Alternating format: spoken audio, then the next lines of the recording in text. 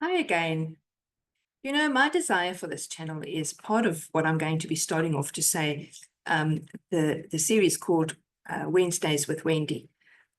I really would like to be able to interview parents that are just on their journey and just a discussion and a really heartfelt discussion on what it is like to become a parent. Because I really think that our journeys as parents can be so helpful to others to encourage them on how they experience their parenthood. New mums, new dads who are preparing to become mums and dads, or those who have walked along a journey will somehow find encouragement in somebody else's story. And that's what I really would like to do with these Wednesdays with Wendy discussions and interviews. But to kick this off, I thought, well, I might as well tell my own story because, I might encourage somebody else on their journey. And when I start my story, I'm going to start off with my childhood because one of the things that I really have come to realize is that sometimes it's only when we become parents that certain parts of our childhood really become impactful and we start to notice how those things that we've carried over. I grew up in a home with a mum and dad. My mum and dad were together until my mum died when I was in my 40s. And so it wasn't a broken home. My dad is to me the most wonderful person on this earth, and we still communicate, even though I'm in my 60s now and he's nearly 87. My dad and I have a really special relationship. I can talk to him about anything, and no topic is off bounds. Yes, we might not agree on all of our topics, but we have a wonderful relationship. But with my mum, it was a bit different. My mum had her own issues. She had her own mental health struggles. And now looking back, I can actually see it might even have had an impact on those very early moments of herself becoming a mother and dealing with postnatal depression. I don't think she got the right help that she needed. And so therefore, all the way through my childhood, I was pretty much emotionally detached from my mother, or she was actually emotionally detached from me. And I never felt that I could go to her with any problem or anything because I felt I was going to be judged. I always had to be the good child because I was the only daughter. And, you know, as I became into my adulthood and I started to do nursing, my mum treated me more like the mother than I was the child. And this had a huge impact on me. And I was always out to please my mother because she would get in a mood. And then we would have this, what have I done? And if I went to my mother and said to her, Mum, have you got a headache? She'd say, no. And then I'd say, Mum, are you not feeling well? No. Are you tired? No. And then I'd know I'd have to ask the question, well, what is it that I've done? Work it out for yourself, I would always get. And so therefore, I became this child that literally tried to please everybody around me. And still to this day, I'm a people pleaser. And so therefore, that's had a huge impact on me. And, although I make it sound terrible, my mum obviously loved me, but in a way that I didn't feel that it was unconditional. It was always that conditional love. I had three brothers. My older brother was 3 years older than me, and my younger brother was 9 years younger than me, and then there was another brother 12 years younger than me. So as the girl in the family, I, at some stages, was looking after my younger brothers, not in a way that I was left to look after them often, but, if my mum and dad would go out, I would be the one in charge. Most of the time, I usually had a baby in my room as I was growing up. And so we grew up as a normal suburban family. We had the things that we needed around us. There wasn't this matter of we lacked anything. And if I look back on my childhood now, I can see that I had a very privileged childhood. I went to school, I was well schooled, and then at the age of 9, I said to my mum, I'm going to be a nurse. And that went through to the end. I became a nurse. So for me, it was really a calling that I felt very deeply about. And honestly, I think in those moments of caring for others during my childhood, that is what actually formed me into who I am today. And I went on after my general nursing to do midwifery. And that's where I found my real passion, working with babies. And once I'd finished my midwifery, I realized that, if there's something wrong with this baby, I don't know how to care for the baby. So I went on and did my neonatal intensive care nursing. And for many years, I worked in that environment, looking after babies and becoming what I thought was preparing me to become the best mother on this earth because, I was a midwife, I was a neonatal nurse. Of course, I was going to be a fantastic mother. But motherhood came late for me. I met my husband when I was 35. We got married when I was 36. And I only had my first child when I was 37. In the midwifery terms, we term those people elderly prime-ups or elderly people having their first baby. I don't think I liked that term very much when it was me getting to that point. But, I thought I was well prepared. I knew how to take care of babies. I knew what was coming ahead of me. And then what I realized when I had my son and he was born, I knew how to look after a baby that was sick in a hospital. I didn't know how to look after a baby at home. I'd never taken a baby home. And so therefore, this well-prepared mother ended up falling flat on her face, realizing that at this moment, this was very different. And so I remember those first couple of nights. Again, I'm a midwife. I'm not going to cry. Who's going to have postnatal blues? Not me, because I'm a midwife and I'm such a strong person. Well, it took me a week and then I started crying at 7 o'clock one morning and it didn't stop until 7 o'clock that evening. And it was over something totally stupid. And then I began to realize that my emotions were involved in this. And, during the pregnancy, I loved being pregnant, but I could never envisage a baby in my tummy. I just didn't have that sense of this was a baby and therefore almost felt a bit disconnected from my baby. Obviously, when he was born, my first moments of him being born was that immense sense of relief because obviously being a midwife, I had thought about a lot of things that could have gone wrong during the pregnancy. They never did. Nothing I ever worried about came about. And he was beautiful. He was a big boy. And he came out healthy, and I could count his fingers and toes, and I could see him breathing. And so therefore, yes, I did relax. And I have a photograph of me sitting up, cross-legged on the bed, shortly after he was born, trimming his nails because his nails were so long when he was born. And I loved him. But, there was a sense of which I was still disconnected.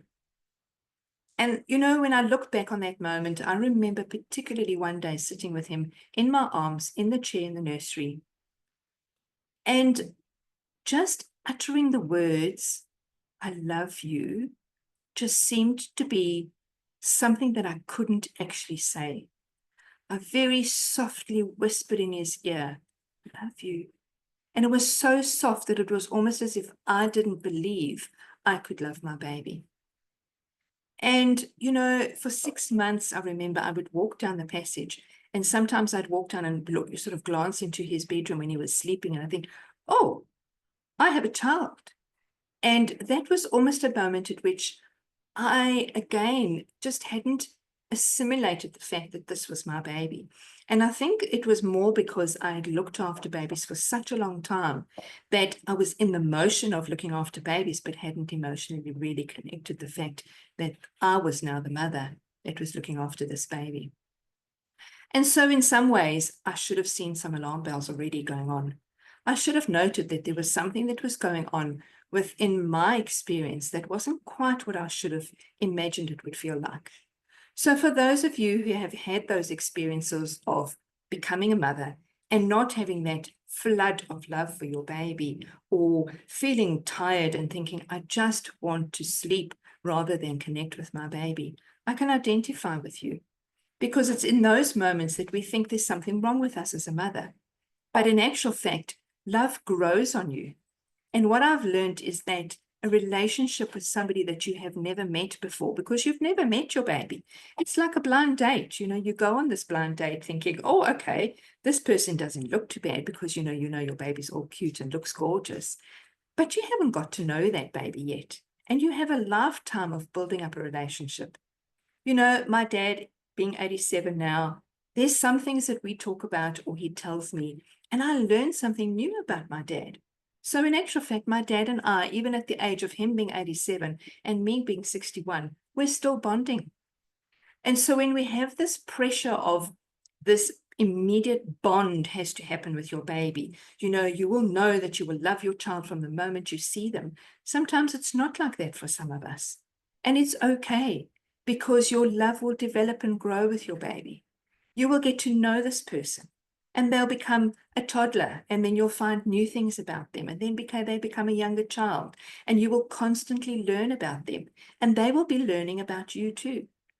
So, you might think it a bit strange that somebody like myself, who works with babies all the time, would have instantaneously connected with my baby. But I can tell you now, with both of my children, I am still learning who they are. And every moment that I spend with them, I learn more things about them. My son is now 23 and my daughter's now 19. So they're becoming adults. And so we are developing a more adult relationship rather than a mother and child relationship. And so therefore, I can attest to the fact that don't worry too much if you don't feel like you're bonding and connecting with your baby. But if there's alarm bells such as, I don't want to be with my baby, I don't want to care for my baby, I'd rather just carry on with my own life. Sometimes there are funny moments when you honestly think that you wish you could have your old life back. I had one of my clients tell me that the baby woke up and she took her baby to her husband, and she gave the baby to her husband, and she said, "You have the baby, I want my old life back." And then she sat in the bathroom and cried. And she cried for about half an hour, and then she came out and she said, "Okay, I'm over that now." And she carried on caring for the baby. So that was a moment for her where she realized she was actually grieving her old life. And sometimes our process of learning to know our babies is also a process of letting go of who we were previously. And so that's a very important thing to acknowledge, is that you are going to have moments of grief. No, I can't just pop into the shops anymore because I have to take the baby with me. Or I can't just go out to the movies with my husband because I have to sort out who's going to take care of the baby. So in this process of, which is wonderful, getting to know babies and becoming a mother, we are also grieving who we used to be.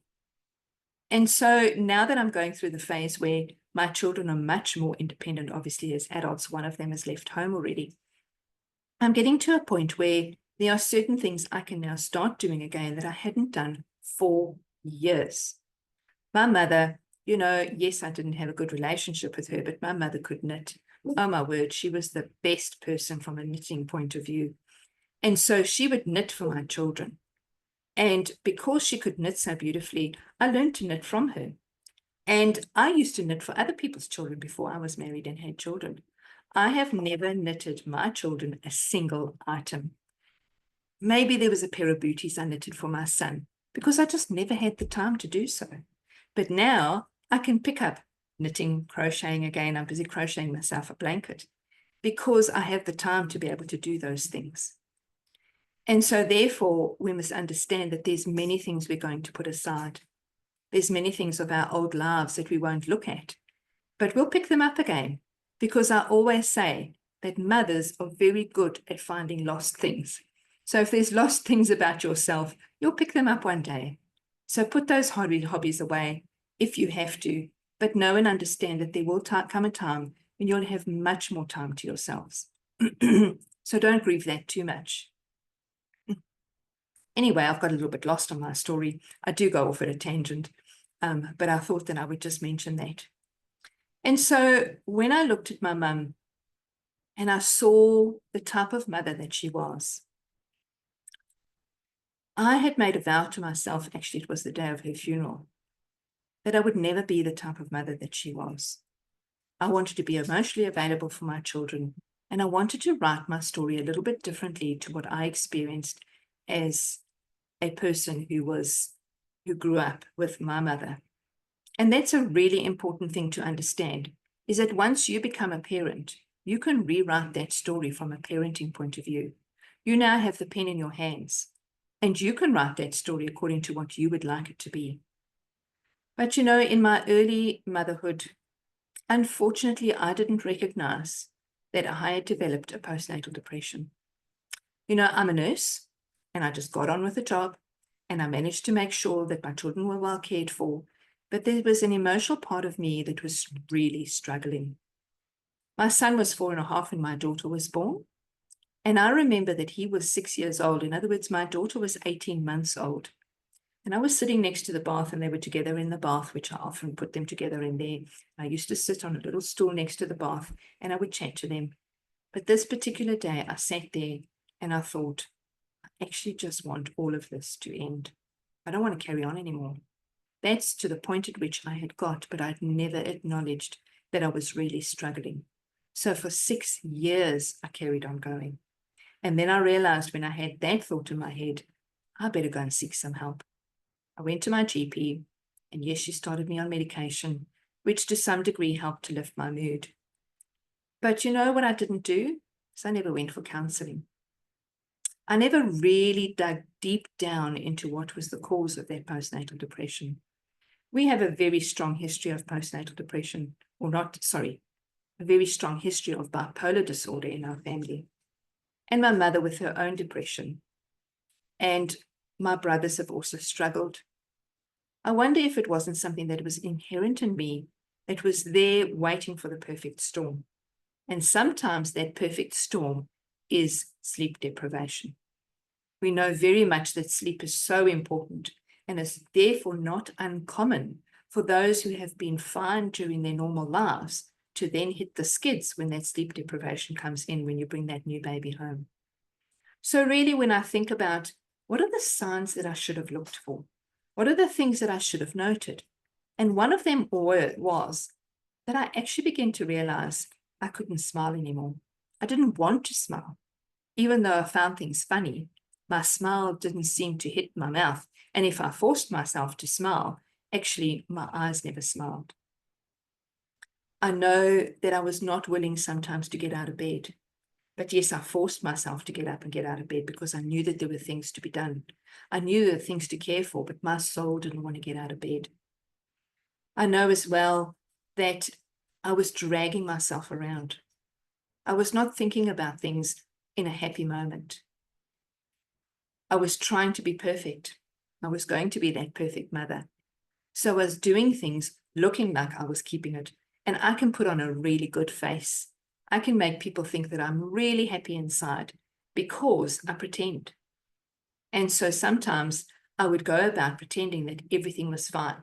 And if somebody had asked me, how are you? I would have said, I'm fine. I wouldn't have said at all that there was something wrong, but I knew it inside of me that there was something wrong. I was feeling unwhole. I was feeling like I was really struggling, but I was totally in denial until that day when I sat next to the bath and I realized something was not right. And so therefore, I was unwilling to look for help when I really needed the help. I thought I had to carry on with everything. I couldn't accept other people's help. I couldn't say, yes, won't you please come and look after the children so that I can go out. Yes, I did go out and we did have times away. But, I always had that sense that I had to take care of everything. Once I had started to acknowledge that I had a postnatal depression, I went on and off antidepressants. I really began to figure out that antidepressants, the normal sort of standard SRIs that you get put onto, were not really performing well for me. Because I began to realize that the more I was on SRIs, the more I became just laxical with my spending. I became a little bit manic. And so therefore, after many years of being on and off antidepressants, I was diagnosed with bipolar disorder. Again, it was something that I thought about because I have the family history. And fortunately, around about 8 years ago, I was put onto medication that has really agreed with me and has helped a lot. One of the things, however, that I didn't acknowledge and should have really noticed is I was very irritable. I would fly off the handle at my children. I would scream at them. I would say things to them that I didn't want to say to them, and afterwards feel terrible about myself. I would occasionally hand out the odd smack here and there. And I really thought that I wanted to make these children into being perfect children as well. So I didn't acknowledge that my irritability was actually part of my depression. So sometimes it doesn't necessarily appear as a sense of being depressed. Sometimes it appears as a sense of irritability. So you know yourself. You know when you're going through a journey that doesn't feel right to you. And I must admit that now, since being on the medication that is really helping, and doing a lot of introspection and doing a lot of listening to myself and really learning who I am, and then allowing myself to accept my children aren't going to be perfect. And the one thing that I really had to acknowledge is my children will not think the way that I think. They are their own individual people. They have their own thoughts and they have their own feelings as well. And I need to acknowledge those. And I need to accept the fact that it doesn't matter who they are. They are going to be the people that they need to be. And yes, I learned very much to start listening to my children. And I learned to be able to listen and then give input where I thought I could. And we have a great relationship now. Yes, we still have our odd arguments, of course. As my son is now and he's turned 23 and his own maturing process is set in, I can really see all the things that I did speak into his life. He's an amazing man and he's so caring. And I just love who he is. My daughter is just, again, the most beautiful person. If you've listened to my other story about my injury that happened to me 7 months ago, I don't know what I would have done without her. She has really been amazing at going grocery shopping for me, cooking for me when I've needed it. And yes, there's times when she's, oh, does she have to take mum somewhere again before I could drive again? But of course, those are times when we know that I put a lot of pressure on her. So when I look back at my story as far as being a mum is concerned, I know that there may be others who are watching. Can you really get through a postnatal depression? Will you really get out on the other side? And yes, I must admit that the thing that has brought me the most comfort is my faith. I have a strong faith in God, and I know that without him, I would never have got to where I am. But I can tell you that you can come out the other side of postnatal depression. Yes, it takes hard work. And yes, you might need some medication to help you through. Many times I've tried to come off this particular medication that I'm on, and I've really noticed it's not worth it. So it doesn't matter if you have to take some medication. When my leg was broken, I had to have a boot put on it so that I could keep it stable. So therefore, if I have to be on an antidepressant to help me through, then that's what I've needed to do. And now during menopause, there have been other changes that I've noted as well. So I'm now in a different phase of my life. And I must admit that being where I am now and looking back on what I got myself through and what I managed to get through, it's really important to know that you will grow as you become a parent. You will grow through everything that you learn. I am so thankful for my journey of parenthood because I have grown. I have learned so much about myself. There's so many things that I would never have learned had I not embarked on this journey of being a mum. I never thought I would have children, actually, because I have, endometriosis and I have polycystic ovaries and there's lots of things, but I was so blessed to be given these 2 children. And I know and I understand that this is a journey that I have taken that has been so good for me. So when you are in the thick of things, and you're in those early moments when you just feel like you are exhausted, parenthood does get different and they will grow. And one day you'll be able to look on those moments with such, delight at the things that your children would do.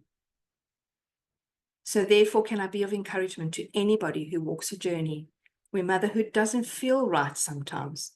I've often said that I've had to really think about being a mother. I have had to be intentional about learning about motherhood. It hasn't seemed to have come naturally to me. And you might feel that's very strange for somebody who works in the type of environment that I do. But I do know that through those intentional times and through those times of the books I've read, the podcasts I've listened to, the encouragement I've got from others, the advice that I've received, I have turned into somebody who is different to who I was when I was in my 20s and 30s, early 30s. So really what I'm going to encourage you is reach out for help. Seek help where you need to. Listen to podcasts or go onto YouTube or, just talk to somebody. Find somebody that you can trust, that you can share your deepest moments with. I have some amazing friends who will just listen when I have to, blow off a bit of steam or when I'm struggling with something. Obviously, I have prayer as well, that I can pray to God. And I know that there are times in your journey when you're going to have to reach out. So please don't sit on your own if you are struggling. There are obviously places you can go, such as your GP. You can reach out to Beyond Blue. There's always Lifeline. There are counselors around. If you feel like you need somebody to talk to, keep looking out. You might not find that person on your first go. It might not be the second go or the third go, but you will find somebody that can support you. So please just know and understand that there are plenty of people out there that understand where you're at. And one of those people is me. Thank you for listening to my story. And I look forward to sharing other people's journeys with you as we move along in this process. So please know and understand that if you need help, please reach out and let us know what it is that you need. And thank you for listening.